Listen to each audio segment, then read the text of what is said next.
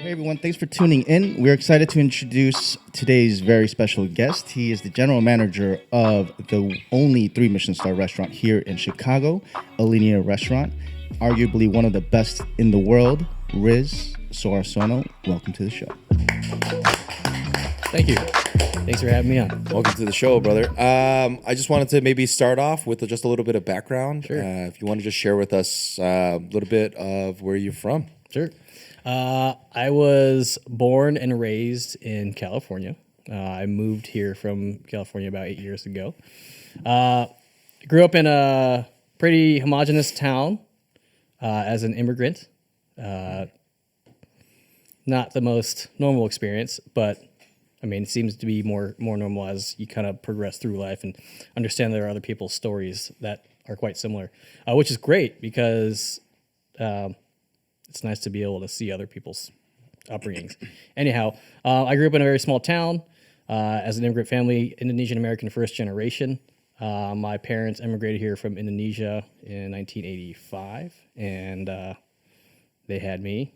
They had my brother and sister prior to arriving to the States, and You're the youngest of 3? I am the youngest of 3.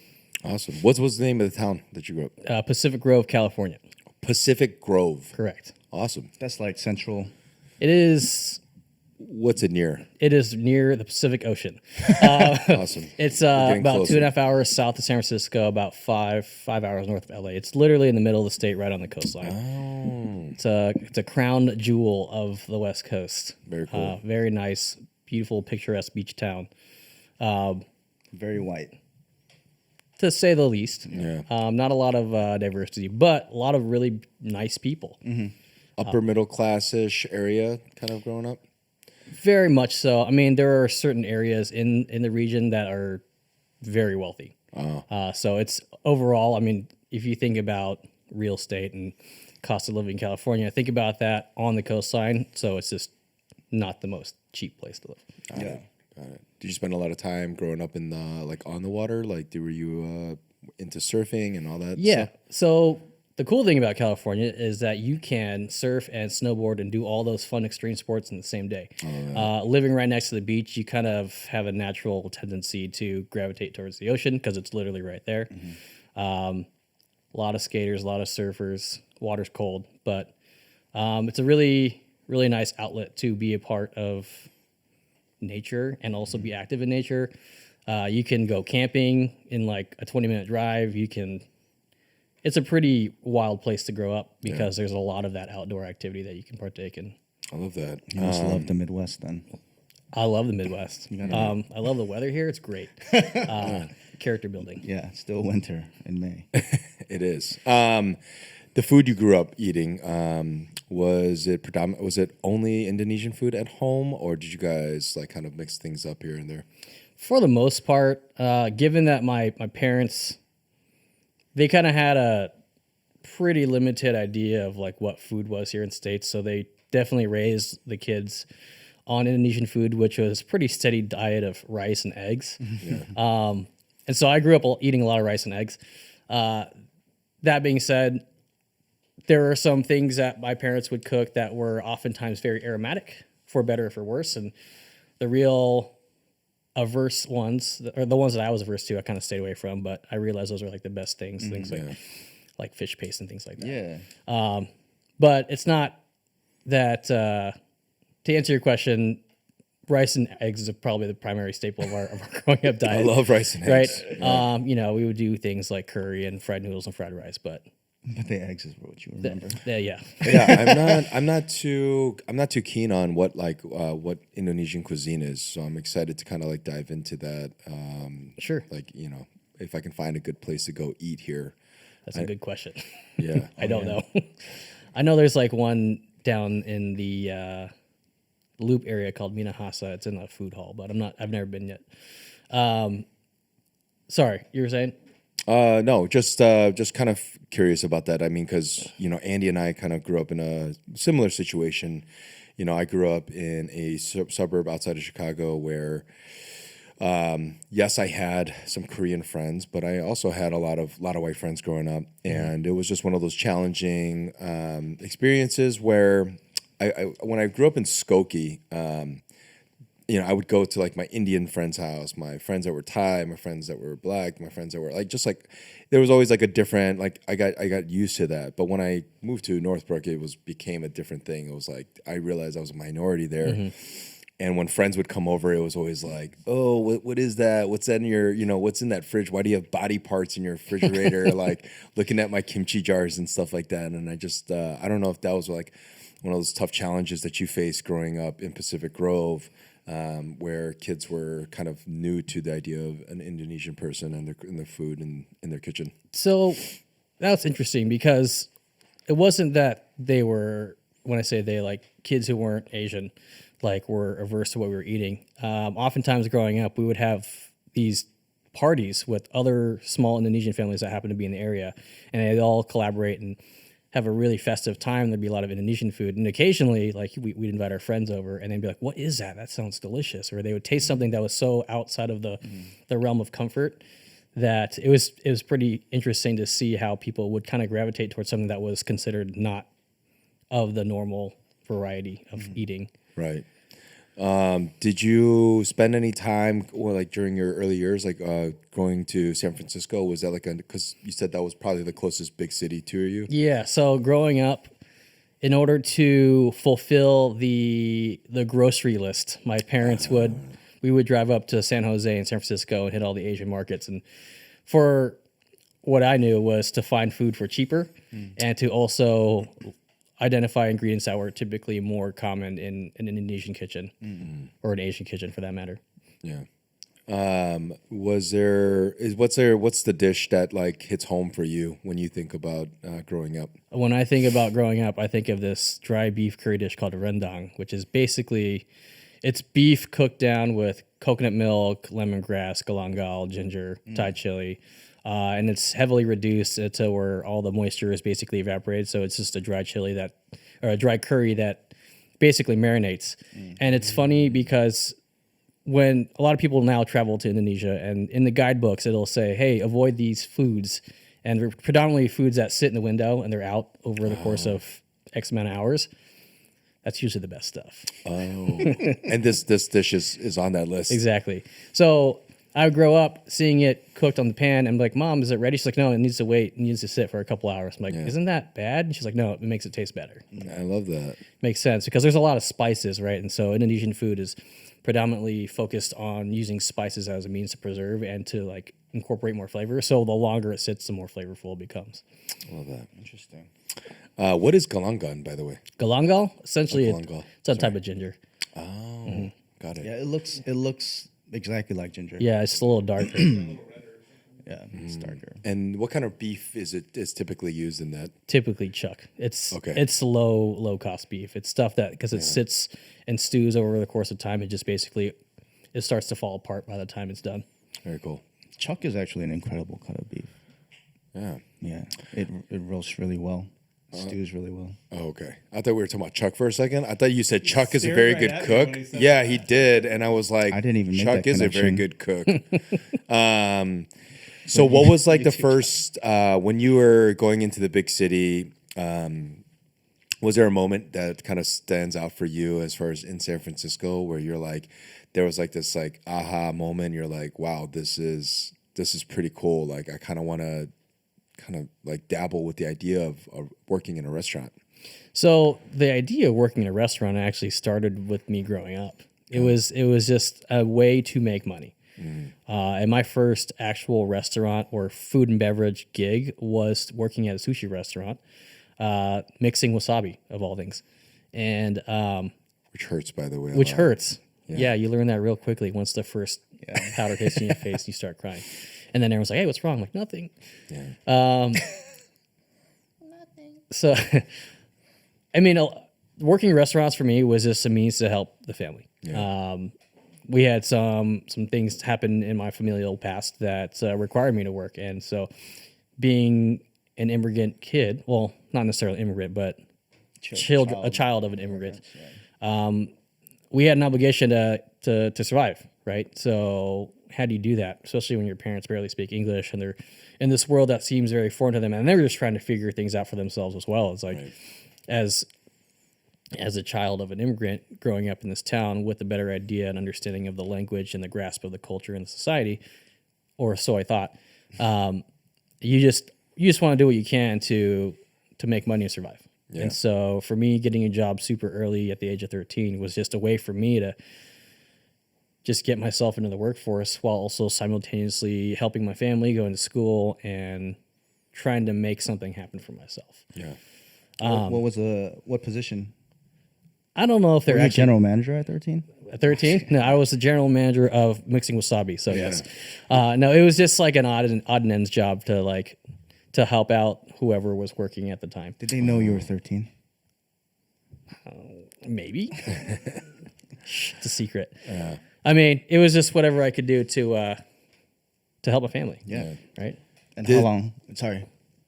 So working there, was that the first time you kind of caught this bug you're like, was it that the sushi guys working on the line, or was it the staff? Like, was it the energy of the room? Was there something there that you were like, this is pretty fucking cool and I kind of want to push this a little bit further? Or It was was that much later? It was a little later. Okay. I mean, I did have like an aspiration to like figure out how to roll sushi because I thought it was cool. Yeah. Just because I wanted to learn how to do it. But it wasn't anything that I wanted to like, I didn't think I was going to be a restaurant professional. Like I had these aspirations or thoughts to like be a landscape architect or something, or like a sports medicine professional. But I had no idea what that even meant. And I just know that I didn't really like school. Like sitting in class and studying was really monotonous to me. Like if I applied myself, I would always do pretty good. But for the most part, I was pretty preoccupied with other things. Yeah. And for better or for worse, like I knew what I needed to know and I knew what I needed to do to pass the classes, but I didn't apply myself in a super studious way. Right. But I did what I needed to do. That being said, my real passion for food and beverage actually started developing when I was working as a busboy for a prestigious golf company in Pebble Beach. Essentially, they have like 3 outlets, and I worked for all of them at a certain point in my life. So there was like a fine dining outlet, there was a casual patio dining, and there was like a steakhouse. And so I was able to spend a lot of my time understanding the difference between the styles of service and just to get a general understanding of what food and beverage restaurant service is. Prior to that, I actually worked at an aquarium. And so I learned how to deal with the general public very well because Monterey, Pacific Grove is a very, very touristy area. And the aquarium is a pretty awesome place. And a lot of people, like thousands of people, come through this place to just look at fish. And so you get people from all over the United States, like seeing things they've never seen before. So as a guest services representative, you have to, put on this face, this voice, and be this like guide. And in some ways, that experience growing up in my teens has allowed me to develop a better hospitality persona, just because you're dealing with strangers, and dealing with strangers is an art. Like you have to evoke a sense of confidence. You have to evoke a sense of calm and comfort, and just basically serve as a guide. And oftentimes you see that with the restaurant today. Like we are guides to a culinary tour, and that's the intent, right? And so I think it's kind of like a subconscious like training, if you will, that has taken place over the course of my formative years to get to where I am today. I love that. When was that moment though that you realized there was a leader inside you? Like when was that moment you kind of was like, I think I can take it a step further here instead of participating, contributing? I don't know if there was an aha moment, but it was actually like it was a college group project, and the teacher had just grouped us up into some random groupings, and like we had to basically develop a business plan.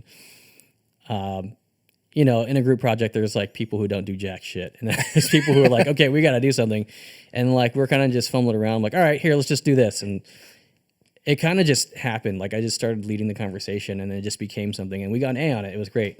It was What was the business? It was. It was to figure out how to launch an egg without it breaking. Oh, like a potato gun, but with that's that what you're saying? Like something launching, like firing it off. Or? So the project was like create a product or a business, and the goal is to throw an egg as far as you can without it breaking. And so people came with all kinds of weird contraptions like catapults and whatnot. And ours was pretty straightforward. It was a slingshot, but it wasn't the slingshot that was the project. It was how you protected the egg. Gotcha. And it's funny to think about this because I haven't thought about this in a really long time, but it was pretty ingenious. It was just like an egg, and then there was like a toilet paper roll, and it was around Easter at the time, so I found a bigger egg, and it was like, anyways. So we basically developed a small little business plan and just like did it, and we won. We launched the egg like 75 yards. It was great, and it didn't break.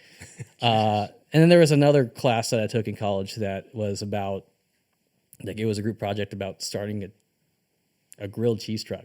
Interesting. And it was just like, when people were sitting around a table without like anybody spearheading, like in my personal awkward behavior, I always like to be the first person to talk. Yeah.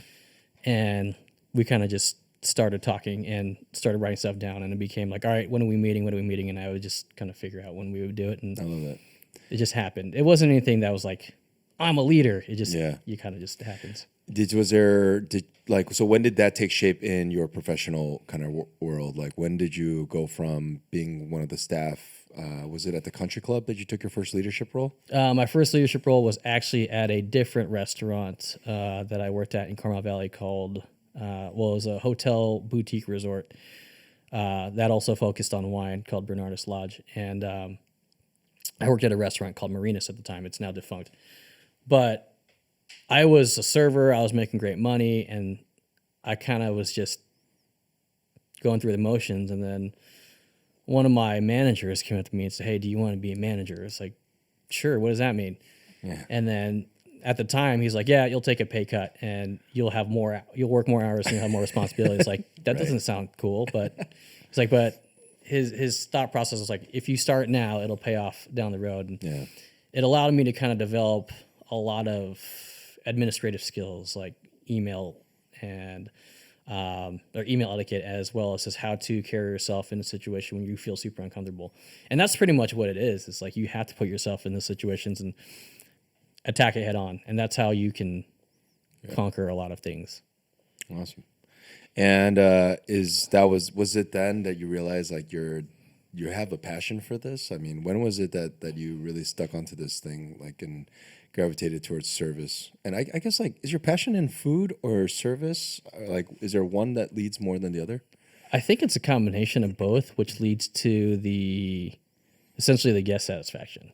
I can tell you the aha moment I had when it came to food and beverage. I had a cheeseburger with blue cheese on it, and it was paired with a Chilean Cabernet, and it blew my mind. It's like, what? This is crazy. Like, food can be this way. And it was such a, high-low pairing. Really nice red wine, average cheeseburger. Yeah. But it's where I kind of saw two different worlds colliding and making something magical. It was then expanded upon when I discovered my first foie gras and Sauterne pairing.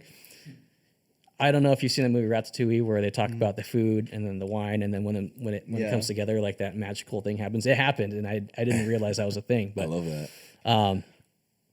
It's just incredible how you can take two different compounds and make it even better. Right. And maybe that's a metaphor for, like, life, right? You can find people or different aspects of the world, and they don't necessarily seem to align, but you bring them together and magic happens. Mm-hmm. I think, in my mind, I always want to try and make that kind of magic happen, whether it's professionally or personally. And, that search never stops. I love that. What brought you to Chicago? Where was that turning point? That was in 2013. I came to visit Chicago just as a vacation. It was me and my partner at the time, and we came to Chicago for about a week. We were working. She was in pastry, and I was in the front of the house.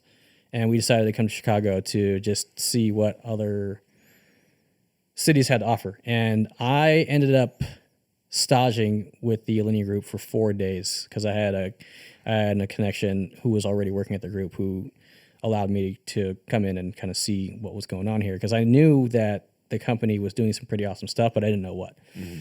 And I knew that given that I growing up in a very smaller town, that there was more beyond what I knew. And so I had the opportunity to stage for the group for 4 days while also experiencing Chicago as a kind of a vacation place. And it really opened my eyes to the different level of execution that other places had. And it also opened my eyes to like Chicago, right? An awesome metropolis city, world-class food, world-class people. And I didn't know that I was ever going to come back here. So I came here thinking like, oh, cool. I saw what I saw. I saw what I needed to see. I'm going to go back home and I'm going to settle. Gotcha. And then 3 months later, we decided to move to Chicago. I love that. And so we basically packed everything up and we actually already had jobs lined up. Oh, cool. Yeah. So Where was she lined up at? she landed at Blackbird as a pastry sous chef many years ago. And then I ended up having a position available at Next. So I actually applied to work for the group thinking I was going to start at Alinea and there wasn't a spot available. And so at that point I needed a place. I needed to work. So I was like, yeah, I'll work wherever. And it was in the group, so I felt good. And I felt good about my intentions, which was to basically start a new life. Or not start a new life, but The next chapter. the next chapter, exactly. Yeah. Did you apply to be a manager, server? I applied to be a front of the house person.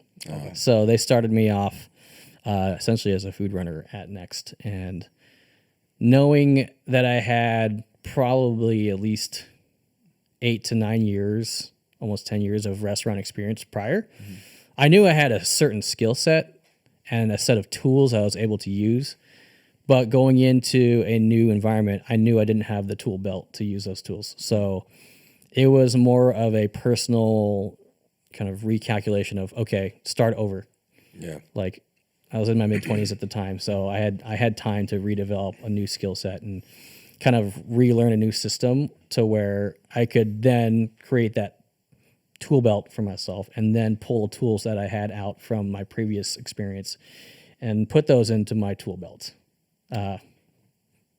Ended up working out okay. Were you intimidated at all? The fact that you're walking into one of the highest quality standards of restaurant in the world? I mean, there is always an intimidation of something that you don't know. Like, a lot of people will walk in coming from their previous places as like a superstar. And like, you think about the collective. It's great when you can have people who are extremely talented at what they do all in the same building, because then it just creates a momentum and pushes people to be better than what they can be. To answer your question about being intimidated, sure, I was intimidated in the very beginning because I was, one, moving into a brand new city, two, I didn't know anybody, and three, it was just a different system. Mm-hmm. But adaptability has always been something I've been really good at, something that was kind of a staple in my upbringing growing up where I grew up. And I used that as a means to figure out how to find my way within that system. Mm-hmm. I love that. I do want to back up real quick because I know we kind of breezed over the term staging, but just in case some listeners don't understand that term, how would you define that? Stage or stagiaire is essentially a working interview. It is almost like an internship, but it's like for a day.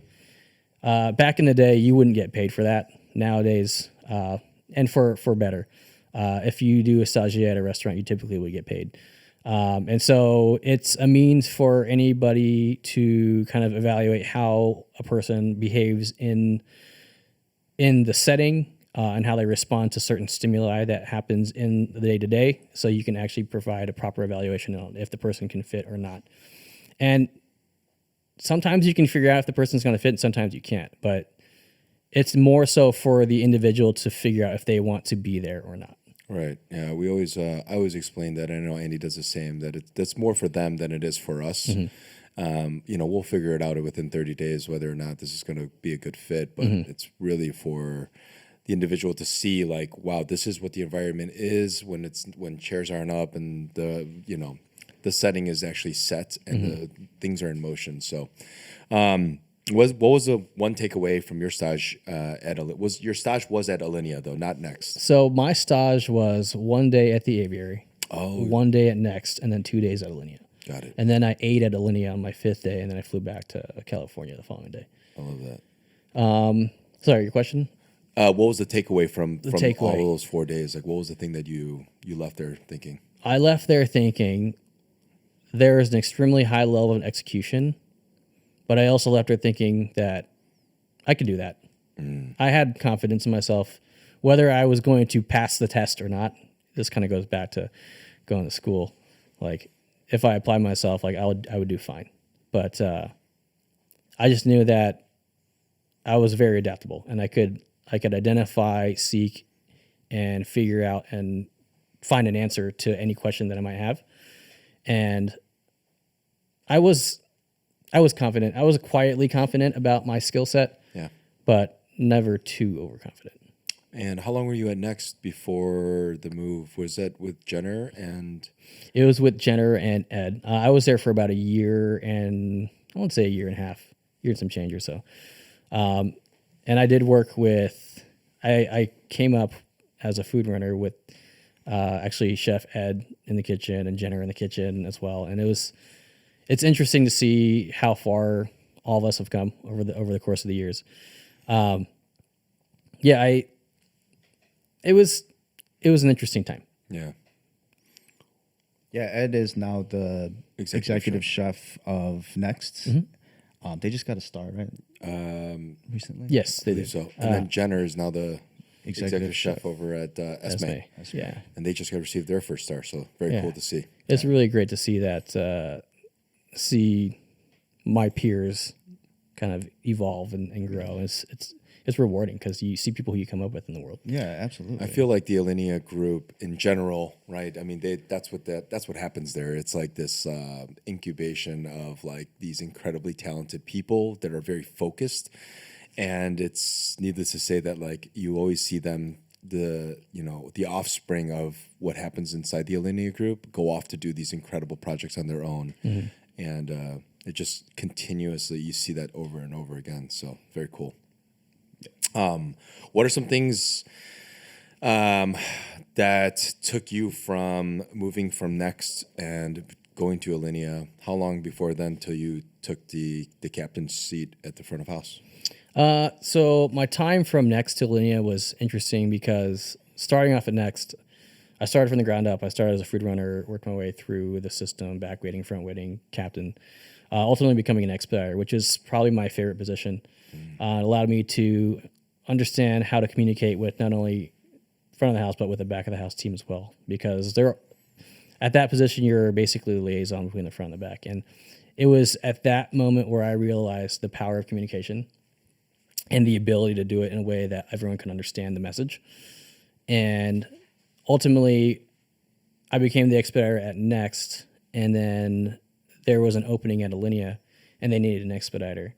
And so they basically called me, and it was actually pretty wild. It was halfway through a service where our director of operations at the time, he lets our manager know, hey, Riz, they need you at Alinea. Gary's going to come pick you up at the turn, which is a halfway point. I was like, okay. In the middle, and in that day, I was like training a captain. Wow. So it all happened very fast. And then, so we finished the front half of service. Second half of service, I'm standing at the Alinea Pass with, at the time, our expediter, Devin, who's now our director of operations. I'm standing with him at the expediting pass. I'm like, what is happening? Yeah. And at this time, Alinea was getting geared up to do their pop-up in Madrid. And so they needed more people. And they figured out that I could kind of figure out how to do the expediting position at Next, and that could somehow translate to a stint at Alinea, and then they brought me with them to Madrid, and ultimately I learned how to expedite, and that gave me, I guess in that moment, learning how to expedite in a Michelin 3-star kitchen gave me a really big boost of confidence. I failed a lot, but I knew taking those failures in stride would allow me to become a better individual and a better professional. Because at that point, you're at the hot seat. You're directing culinary legends. You're directing front of house service professionals who are also legendary, and they trust you. And you don't just get that trust; you have to earn it. Yeah. And learning that I could, once I figured out how to effectively communicate with the back of the house and the front of the house at that level, is when I really felt a sense of, okay, I know how to lead people, because you have to lead people to service. And I mean, you're taking 60, 65 people into a night of service, making sure everything's correct. And that's a lot of responsibility. Yeah. How long was the pop-up at Madrid? It was 5 weeks. Oh, that's so cool. And then we came back for 48 hours to Chicago, and then we flew to Miami and did another pop-up for 5 weeks. Oh, wow. And this was all happening while Alinea was being renovated. This was in 2016. Oh. And so while the restaurant was not in operation, we took our whole operation overseas and then also to Miami to do our pop-up. That's very cool. Did you have any time to? Andy's like, yeah, we're thinking about doing some renovations at Perilla. So We're gonna do a pop up. Awesome. No, I'm just kidding. yeah, we'll go to Seoul and do a pop up over there. Any cool experiences in Madrid, or was it just all work and no play over there? It was awesome. So Nice. we were fortunate enough to have been, like, they gave us, we had hotel rooms to stay in, right? And so we had our same weekend. So I think in Spain, Sunday and Monday everything's closed. So our days off were Sunday, Monday. So we would still receive our pay, and it was just a matter of like, pay your rent in Chicago, but you're basically living in Spain for 5 weeks. Oh. And so it was just like, you go through your 5 days of service and then you have your weekend. And I mean, what do you do on your weekend in Chicago? You go out to eat, you do whatever. I mean, you do the same thing when you're in Spain, except It's beautiful. it's beautiful. And like, you don't, if you've never traveled outside of the country before, it's just a whole different world. Yeah, it is. You have to learn the culture. You have to learn how to like operate in the space and like get used to the norms.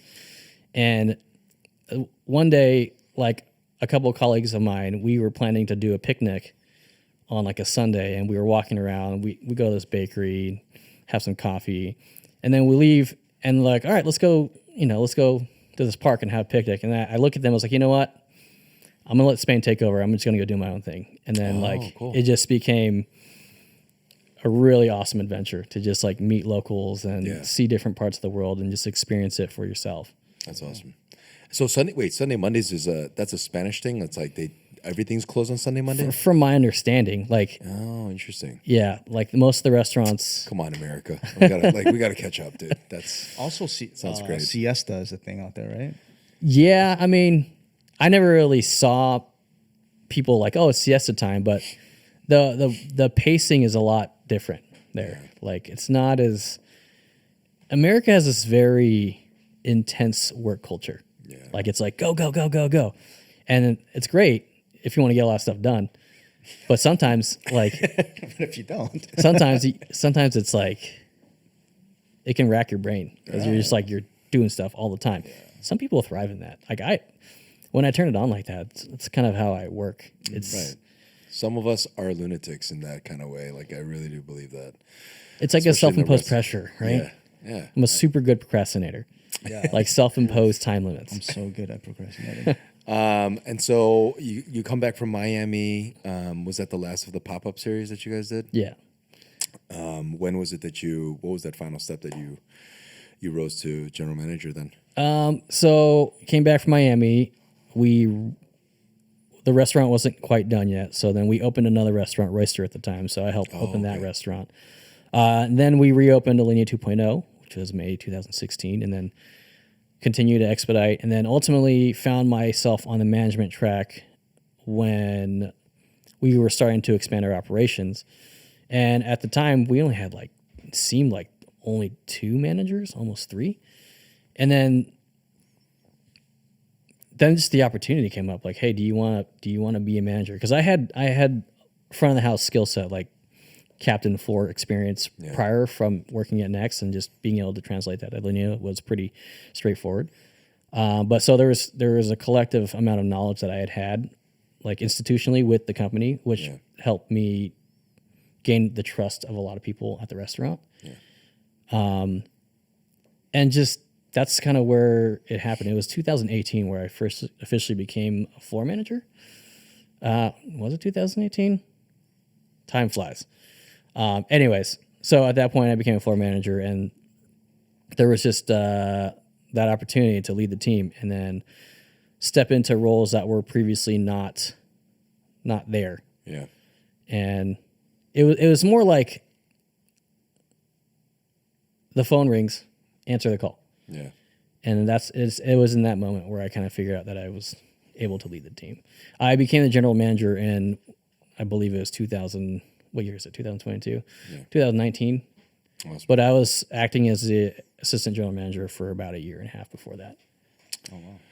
I just find it. I know the first time we met, I asked you something like this, but just like, you work in what is arguably one of the toughest restaurants in the world to work in. Mm-hmm. What was it like? I'm still trying to understand, like, what got you there? What was it that was like, you're like, this is what I want to do? Like, you have this plethora of different styles of restaurants out there, from mm-hmm. casual to fine dining and everything in between that. What was it about working in this kind of, scenario that was so appealing to you? It was a desire to work with the best. And at the time, like, seeing what I had been seeing in the culinary world, Alinea Group and Chef Grant Achatz, they were putting out some of the craziest things I'd ever seen. And I wanted to know what it took to be at that level. And intrinsically, I always wanted to be the best at what I did, whether it was working in a shoe store, whether it was working at an aquarium, whether it was being in a restaurant where I grew up. I wanted to find the best possible version of that and excel. And so coming to Chicago, knowing at the time it was Michelin 3-star restaurant, that was the level I wanted to be at.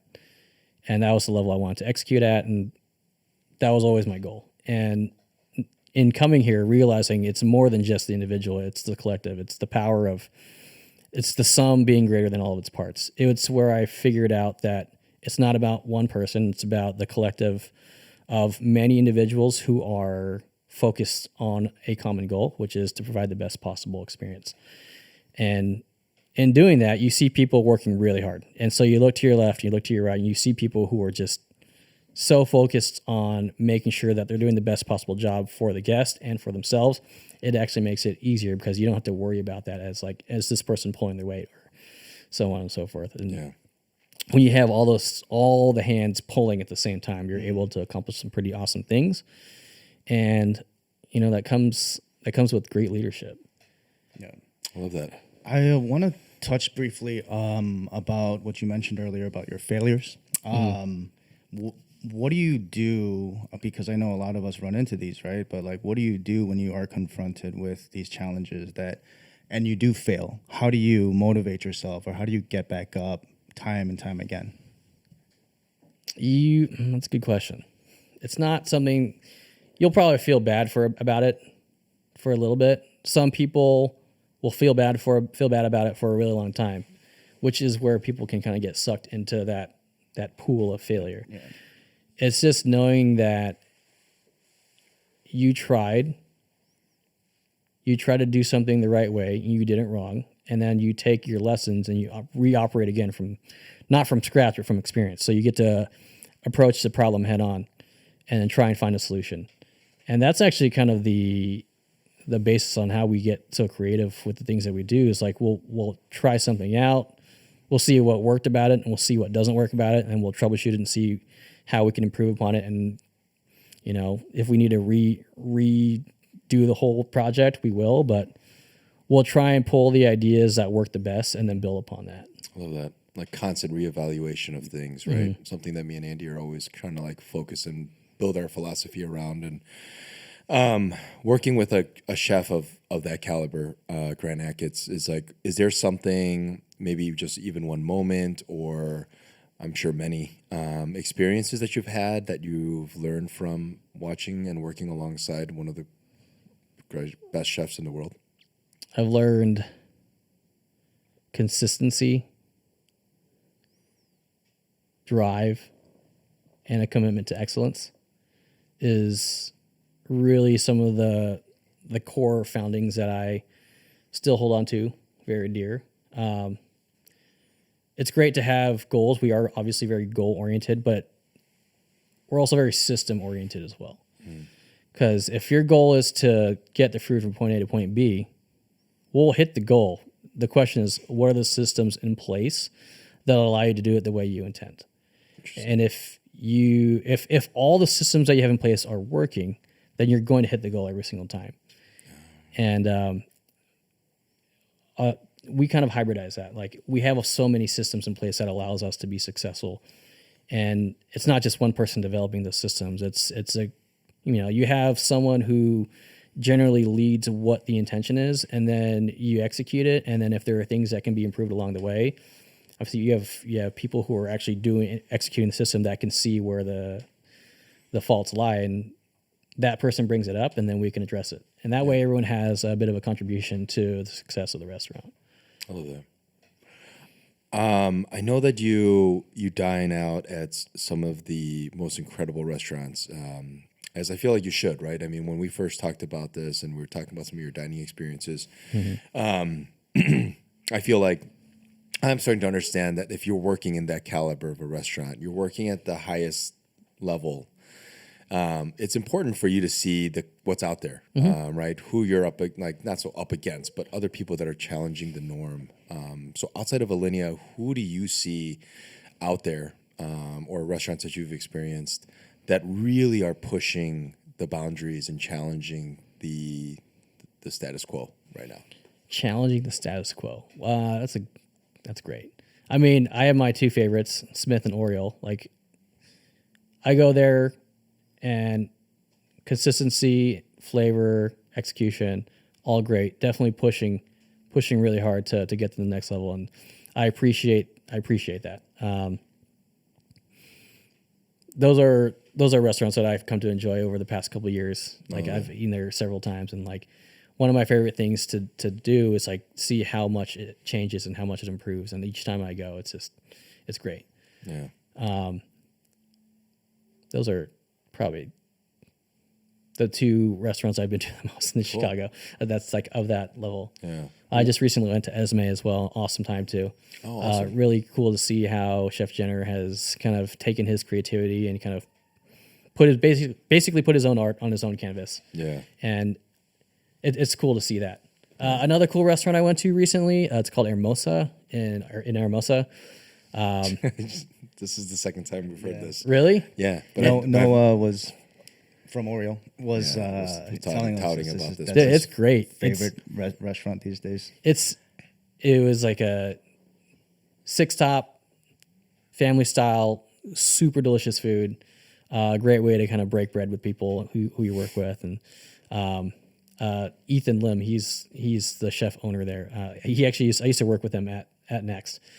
And so it's interesting to see how he's been able to kind of branch off and do his own thing and see kind of the seeds of creativity sprout in different parts of the city. I love that because like there's like we were talking about this earlier that like Alinea Group is like this like place where all these incredible chefs are working together and they're falling in line with the system that's created by Grant and Nick. And then you're seeing them kind of go off and stem into their own thing, and it's cool to see like their own personalities start to kind of come out and play.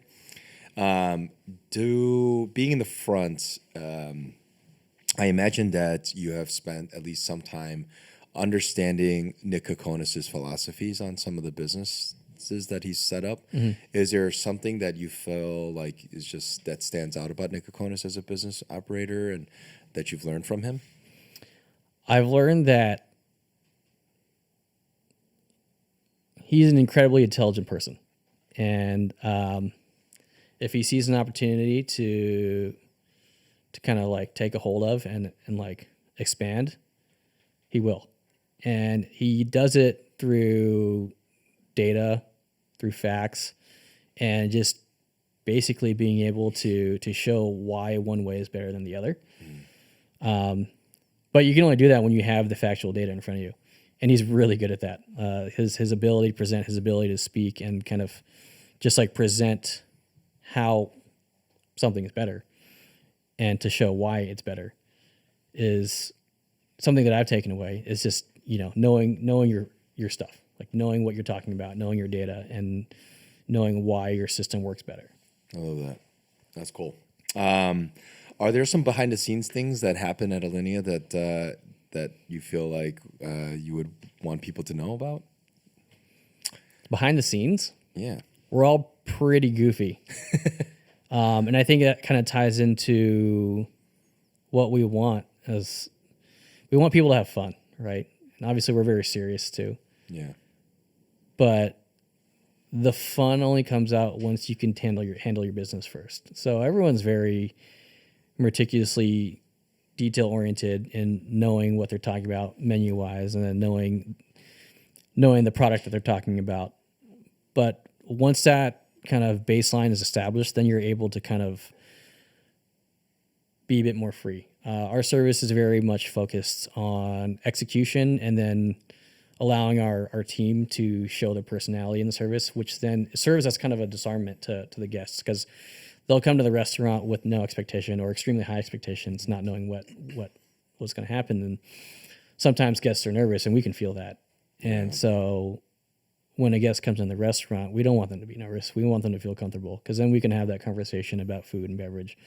And at that point, the dining experience becomes a conversation and becomes more of an experience, because you're not just like rallying off ingredients. It's almost like improvisation. You're taking what a guest gives you, and it's like, yes, and I'm going to describe this to you, and I'm going to tell you something about it, and then I'm also going to relate it to something you told me 2 courses ago. And that's where those connections make the experience what it is, because you're always basically in the course of a dining experience, you're collecting information from a guest's facial expressions, from their body language, from how they walk in, and you're then going to use that as a means to help customize that person's experience. Now, we get guests that are expecting different things. Right. We have our super formal, technically data-driven guest who wants the data. They want the explanations. They want the science, and we can give that.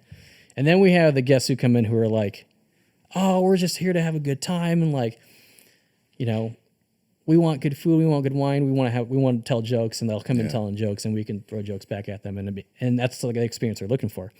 Oftentimes, those guests are in the same room, and so it's up to our staff to figure out how to play into the different energies in the room, and that requires a lot of skill, because you have to emotionally change your face, you have to emotionally adjust for the situation. But that's what makes it fun. It's almost like it's like improvisation and art and like acting, Right. with the script per se of like how much food knowledge do you have that you can just kind of give them the information as they need to, but then also play into what they want, not within what they want as like people. Mm-hmm. Yeah. I don't think most people understand like how much of what happens in a dining room is so similar to theater, and you guys even more so than what happens at Perilla, right? For you guys, it's like curtains are drawn and you have 2 shows every night, and you guys got to execute. But you're also, there's like the difference between, I feel like theater is like they put on the same show, and not to take anything away from that, it's incredibly difficult to do. But you guys are also like kind of fine tuning your show each time for each table, for each like time of the year. Like there's just so many little things, intrinsic things that are happening inside that dining room that I feel like is very misunderstood.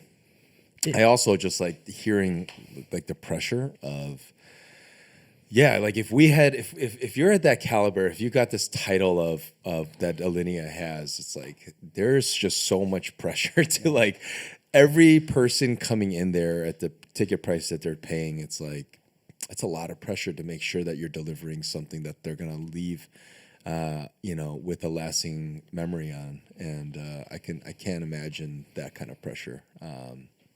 Not something I would take myself.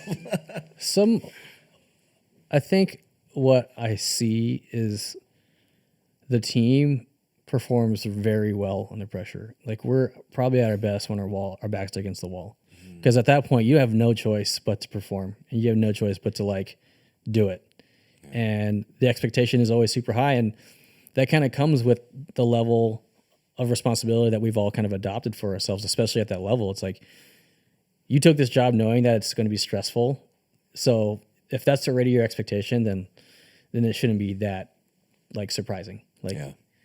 you welcome the challenge. Like, let's go. Yeah. How do you balance that out? What are you doing outside of work that like is the equilibrium, or are there any things that specifically you like to challenge yourself with Sure. outside of work?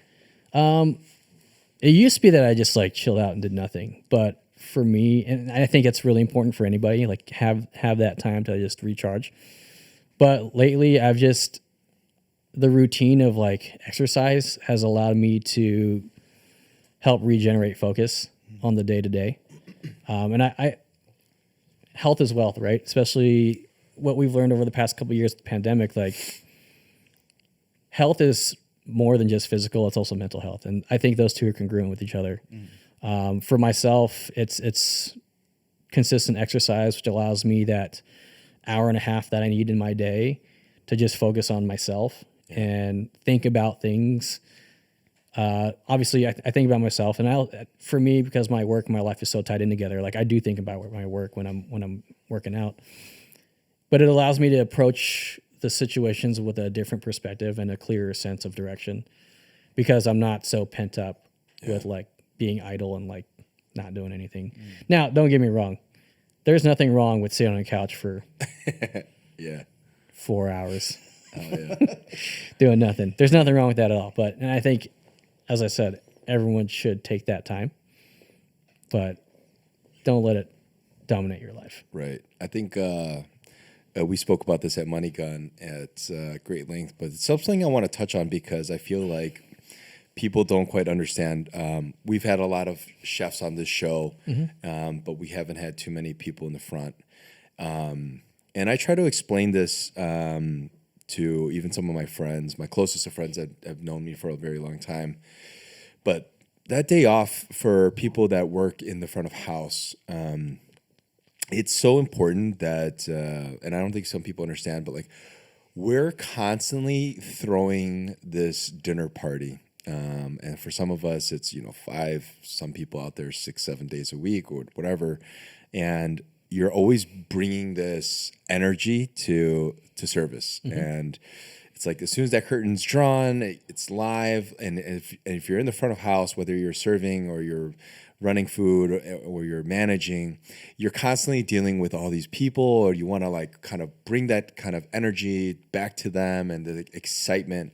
And so you're always like in this party mode at work. We're not sitting on a computer with like isolated from other people. You're just constantly giving off all this energy to the people that are coming in the restaurant. I always like find it so necessary at times that I need to just turn that off. And there are days I love like hanging out with the crew after and grabbing drinks. And then there are days that I'm just like, I just need to get home and just shut this thing off because I just don't have it in me to do like another shift, but with my friends this time, right? And I know that's something that you and I spoke about too, and you find kind of refuge in that as well, right? A little bit of that isolation every once in a while. Yep, I do. Yes, the hospitality industry is all about giving. I mean, that's the whole premise of it. You're there to serve others. You're there to provide warmth and comfort and just hospitality too. And the art and essence of that is basically giving yourself away. And that is emotionally draining. Draining is not the word. It's Exhausting. It's taxing it's on you. it's Yeah, for you know sure. it's definitely an investment, right? Yeah. You're investing parts of yourself into other people's experience to make sure that they're having a good time. And that's not even like, I mean, that's the guest, but it's also like your team too. Like, cause everyone has their things that are going on, and they want to be listened to, and they want to make sure that they're being acknowledged. And that's really important. I mean, that's something that you see now, and how the landscape of kind of like the restaurant world is changing. Like, empathy is what people are looking for, and people are looking to be heard and listened to. And that's, again, the guests, and it's also your team. It basically satisfies a primal need of humans, right? You serve well to those who are near, and those from far will come. If you're taking care of your team and they're feeling good, they're playing good, people will hear about it. And those people from the outside hear about it, and then they want to come in. And then those people that you're taking care of, they are taking care of the people that are coming into their house. And it's all cyclical. Can you elaborate on what you mean by taking care of your team? Yes. Good pay, compassion,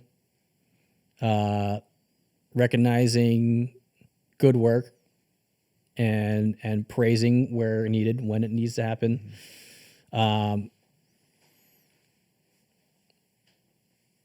Private discipline. It used to be that like disciplinary action would happen publicly. Yeah. It's not super conducive to the long picture. Yeah. It's great for results, but bigger picture and kind of something that you kind of see where that landscape is changing. That changes a lot too. Mentorship, coaching, and just listening. Yeah, making sure you're available. Yep. Have there ever been, going back to service, has there ever been a service where it seemed so disastrous and it seemed like it was going down completely, but you somehow saved the day? Define disastrous, right? We're trained to find anything that's wrong. That's kind of where the mentality is, because like you expect everything to be right. So at that point, you're starting to figure out, well, that didn't look good, or that didn't look good, or that wasn't how we planned it, or that wasn't intentional. But that's because we know what the script is. We know what we're looking for. And so at that point, you take those opportunities of improvement and then you bring it up in the next meeting. For the most part, the guest has no idea. Unless it's like very egregious. And then if that happens, then that's another story. Yeah. But for the most part, it's identifying any kind of deficiency that you know shouldn't have been there, and then talking about it the next day. Yeah. Addressing it in the moment, or if it doesn't need to be addressed in the moment, making sure it comes up so the entire team is aware of something that could have happened or that could have gone wrong. So everyone is aware of a potential issue. Yeah. Man, it seems like your team is so like tight knit and like everyone is performing at such a high level. How do you motivate them to come to work and bring it on a daily? Honestly, a lot of it is self-motivated. And a lot of it is like, everyone has their own motives. I don't know all of them. But I do know that the team that comes into work, they want to do a good job. Yeah. And they care, and you can't teach that. And they all have great work ethic, and like that's always the case at Alinea. Everyone's like, I feel like it draws a certain type of dedication, and the person that's coming to apply there, for sure is like, I'm fucking ready to commit, So, and there are people who have great resumes, and they come ready to commit, and they realize it's not for them, and that's okay. It's a very unique breed of people who want to push the way we do. In some ways, it's like they've all motivated themselves to be at a certain level, and so it's not about like, how do I lead how do I motivate the team? I think it's just like making sure everyone's staying connected to each other and knowing what the goal is, and the goal is to provide the best possible experience for our guests, while also simultaneously trying to improve ourselves every single day, while also trying to balance the demands of the business. Right? It's our team is really wired in a way to find, if there are two things that you want, like you want to execute at a high level, but you also want to make sure the team is taken care of. Those are two things that like sometimes are opposite of each other. Right. So you have to take the best qualities of both. And we have this really uncanny ability to find those qualities and then mash them together and then push the envelope forward. And it's generally always the harder route, but when you can figure out how to do it, it is the better route. Yeah. We have this funny saying, like, sometimes we find the way, or how am I going to phrase this? We're really good at making the easy things difficult and the difficult things look easy. Yeah, I love that. You spoke about mentorship earlier. Was there anyone that you kind of gravitated towards when you were kind of coming up?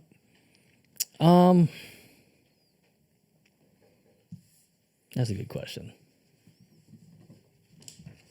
I mean, my mom, I mean, her mentorship was just like, be a good person. Yeah. And like, don't, just take care of yourself, but make sure that you're a good person at the same time.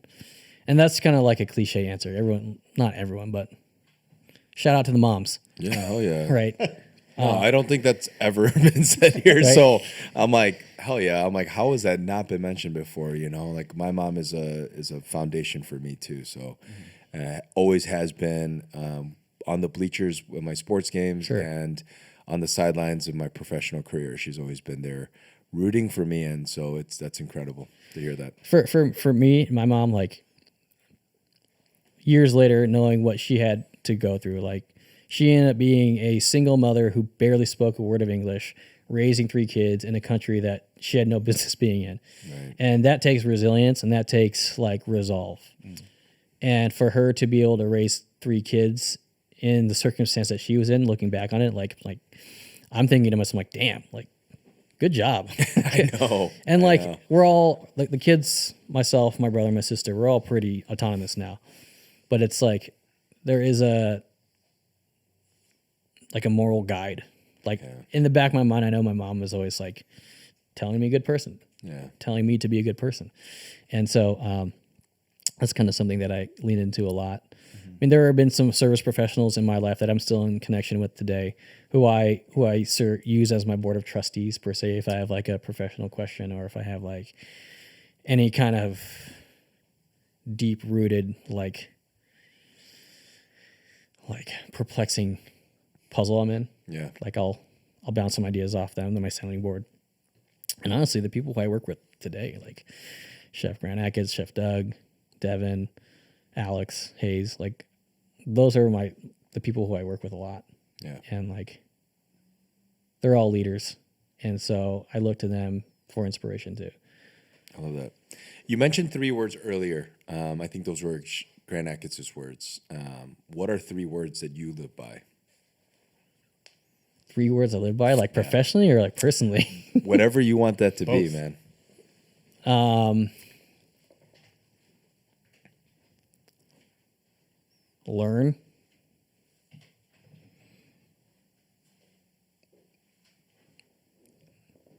You're really sticking to the rules there's here. a lot of thought. Yeah, I'm trying to figure like always be learning, right? Love that. Challenge yourself. And be nice to people. I love that. That's great. Yeah, definitely. I think that's like the kindness thing, right? It's being emphasized more today in our culture than it's ever been. But man, it's such an important thing that people don't talk about. Like, be fucking nice. It's the power Shit. of nurture. Like, I think that's something that needs to be talked about is like, if one of my things is like coming up in this industry is like, I went through a lot of very difficult times. And as a position, at the position I'm at with the ability to lead, it's my duty to make sure that people don't have to endure the darkness that I had to endure. Yeah. I know that I'll never bask in the shade of the trees that I plant, and I'm okay with that. Because that's why you get to this level, because you want to be able to make that change. Yeah. And it's something that I probably haven't really touched on today, but in my mind, subconsciously, like I just want to make sure that the future is better for those who are coming up behind me. I love that, man. Absolutely, man. You know something that I want to touch on is the fact that when I first met you at Perilla, and then learned that you were the general manager of Alinea, I was, I think you could tell, I was very shocked. Not because you're not qualified, but because if I had to take a guess, I would be able to draw a picture of who I thought would be the GM of Alinea. Yeah. Me too. And you're not it, you know. But the fact that you are was just like I felt proud. I was like, Awesome. hell, It's like inspiring for sure. yeah, it's representation, right? It's like man, there's such a lack of diversity in that position in our industry, especially at the highest level. Maybe in this country, particularly, it's a problem. But yeah, man, it just coincided so much with what we do and what we believe in, and it's like you just said, it's setting that example and making sure that for the future generations we're doing something so it's a little bit easier for them. Right? I mean, it just goes to show you can't judge a book by its cover. Yeah. And like, I'm not saying I've been judged by my cover. I mean, I have, but like, you gotta be compassionate and like listen to people's stories and understand where they're coming from. It's always really important to have perspective, whether it's your own perspective or the other person's perspective, because then you're able to get a better idea of the picture that's actually at hand. Yeah, I mean, to add to what you're saying, like I could draw what I would expect to be, you know, the leader of a fancy restaurant too. And that was something that I kind of heard coming up in my formative years. Is like, yeah, the future of leadership isn't the 6'5" male white guy. No discredit to any 6'5" male white guys. 6'4", it's cool. But like, I don't know. Leadership comes in all shapes and sizes and colors, and like you can't really just put a picture on it. Yeah, I mean, I tell everyone, like I've worked with a lot of different managers, general managers and whatnot, and many restaurants, and I tell everyone that Tom's literally, if not the best general manager I've ever had the privilege of working with, and it just goes to show, and same with you, right? Like it just goes to show, like exactly what you said. It's you can't judge a book by its cover. Sure. It's not, you can't assume that because you're this, you know, that these are the only people who can perform at a high level. So yeah, man. I'm wondering, like at this level, we've been asking a lot of our guests here. It takes a certain type of person to be performing at the highest level possible, and those people usually have these practices in place in their life. I know you spoke on exercise, and I love that. Outside of exercise, are there other practices like journaling or meditation? Are there things that you've been doing for years? Is there anything new that you've recently discovered that you feel like you're putting into practice and is very beneficial for you? I actually started taking on meditation over the past couple months, 6-8 months. I like couple. That's more than a couple. Yeah. You know, 10 minutes every other day or so, just to kind of refocus the mind.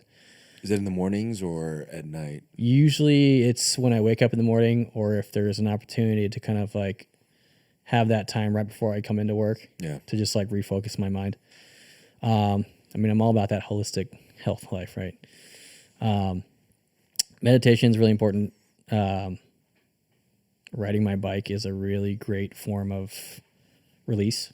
I mean, I'm a cyclist, so I ride to and from work when the weather is good. I'm a fair weather cyclist. I should be clarified. In your suit, you're like just yeah. You hard. see him on Halstead. That's Riz. Yeah, no. Fortunately, I don't have to ride to work in my suit, but that would be pretty fun. But yeah, the bike rides I take after service, they're very therapeutic. Yeah. Especially at the level that we're at, like where the tension is, like the stakes are super high. Like it's really important to have that release. Some people play the piano, some people play the guitar. I used to. I ride my bike now. It's easy to get into the vices because they're so immediately satisfactory. Like people go to the bar, that's great. I used to do that, but I realized it's not great for my longevity. Right. Knowing that like the next day, like if I'm hungover, I just feel bad and I don't feel clear. And it's something that it's taken some years for me to kind of figure out what works for me and what doesn't. And everyone's different. What other things do I like to do? I mean, cooking is nice. I really like cheese. Love that.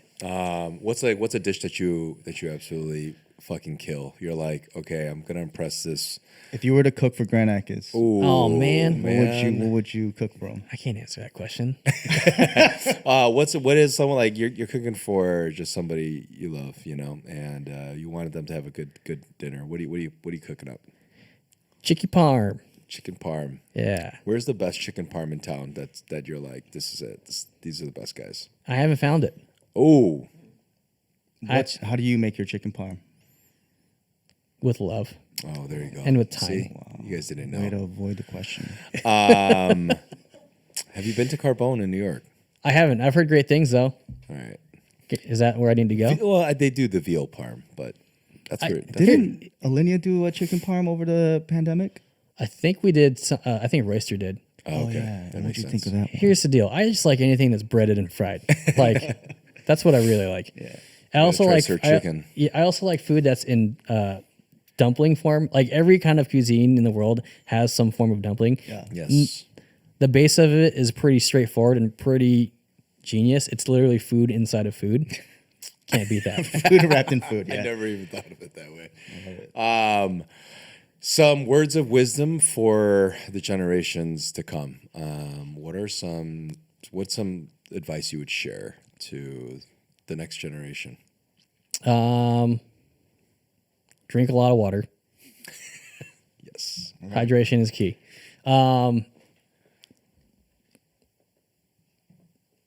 Make sure that I gotta think about this. Give me a second. Yeah, no, we've been. It's been a ongoing. I feel like trend. I don't know if trend's the word, but definitely the light has been shined on the importance of mental health, especially in our industry, because it's taken a toll on a lot of people. Sure. You know, this is a tough industry to work in, and I know that people have been bringing to light the importance of spending time on yourself and taking care of not both your physical but your mental state. So I just I do appreciate what you said earlier in lieu of that. So I think one of the biggest things is like check your attitude and your perspective. And I mean that in the sense of like if things are going wrong, it can go worse if you have a bad attitude about it. yeah, But if you can take a second to identify whatever is happening, take a breath, and then reevaluate from a place of calm logic and thought, then you'll have a better understanding of how to handle the situation. I mean, breathing is also another thing. Like that sounds so like a cop out, but sure. like breathing, allowing your body the physiological response of like taking a breath to like Can you show us? ready. Yeah. wow, Oh wow. that was That was a great. great breath. No, that's just another form of meditation, right? I Yeah. mean, it's just being mindful and being present in the moment, and I love that. It's something that I've kind of come to understand more is like the physiological responses of my body. Of like if I'm getting pissed off, like I'll take a second to reevaluate the feelings in my body. And like if I'm pissed off, then like my arms feel funny, and so like or whatever it may be. Like Okay, I thought that was serious. I was like, No, just that's being interesting. like touching base with your body. right. Right. I think they call it emotional intelligence or something like that. Like I've read books that like if you feel a certain way, like people will like they'll feel an actual physical response in their stomach, and like it comes whenever a person feels anxious or excited, and like you identify that, and you're like, oh, I'm nervous or whatnot, and then like using that as a means to like really figure out what you're feeling. That's actually helped me a lot, just to know what the physical response to my emotions are. Yeah. And to be able to take a more calmer and rational approach to how to solve a situation. I actually use that too. Like it's where you kind of I guess it's something like that where you trick your body. So I'm very introverted. So like here. anytime I need to talk to like a guest in our restaurant, first I say no to Tom, and then and then he asks again. But you know, I get that feeling of nervousness too, right? But and it's like this 12-year-old boy who wants to say hi. She's like, oh God, here we go. Yeah. But it's like I kind of just trick myself into thinking it's the same feeling of excitement, nervousness and excitement, or anxiety and excitement. So I kind of just like fool myself into thinking, all right, this is actually, pump myself up to talk to this child. Perspective is everything. Yeah. I love Looking that. at it with positive spin. Yeah. Is there any advice you would share that you feel like that should be ignored? And this one's a little bit different, but Advice that should be ignored. yeah.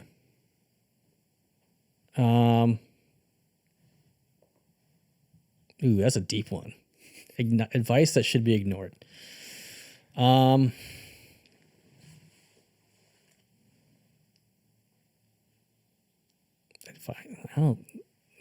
drawing a blank. Can you man. give an example, Tom? Yeah, there's tons I can think of. Like, so one thing that I always believed in, I played sports my whole life, and I've always heard like practice makes perfect, and I don't believe that at all. I believe perfect practice makes perfect. Man, I was just gonna say that. Well, now I just used it as an example. So, Chuck, you had one the other day too, right? Don't practice in it. Okay. I just think that there's a lot of bad advice out there. I really do. I think that there's people that come up, they've made it, and for better or for worse, maybe they've forgotten what got them there, and they just want to kind of like put it all on the fact that they did this or that they believed in that, and that there's persistence will pay off always. And I don't know if that's the case. Like, some people just never get good at the guitar and like need to put it down and do something different. Or like for me, I'm always encouraging my staff to just try everything, right? And they're all at a young age, and they're finding a point where they're like, I'm really trying to do this, I'm really trying to succeed in it. And I'm like, like, try other things too. I'm not discouraging them from working hard and getting better at doing something and becoming something great in that field.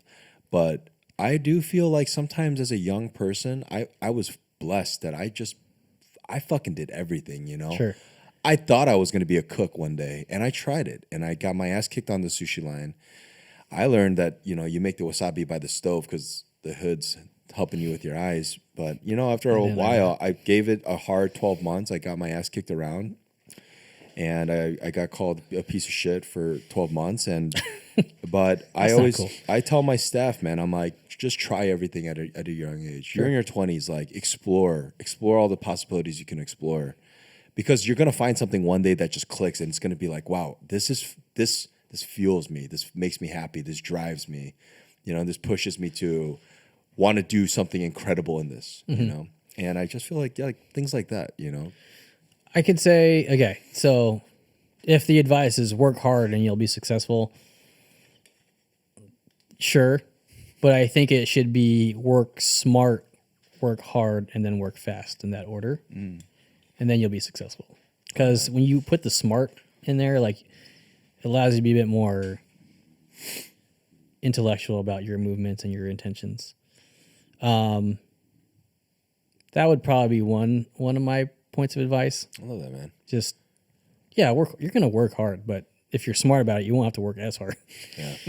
I find it interesting that a lot of these like practices that you guys have in place there, these are some of the same philosophies that we build on here, even at our humble restaurant. It's like we're always stressing to the teams, like, guys, let's, as a group, as a collective, you're out on the field, I'm behind you or next to you, like, we're always giving 100% on this floor, and it takes a lot. And I'm always like, let's find an easier way to do this, guys. Like, if we can cut a step like that but still execute at a great level, like, let's find these maybe a little tighter corner, right? Like, getting a little bit better at this, like moving efficiently as possible. Like, so the philosophy is, work smarter, not harder.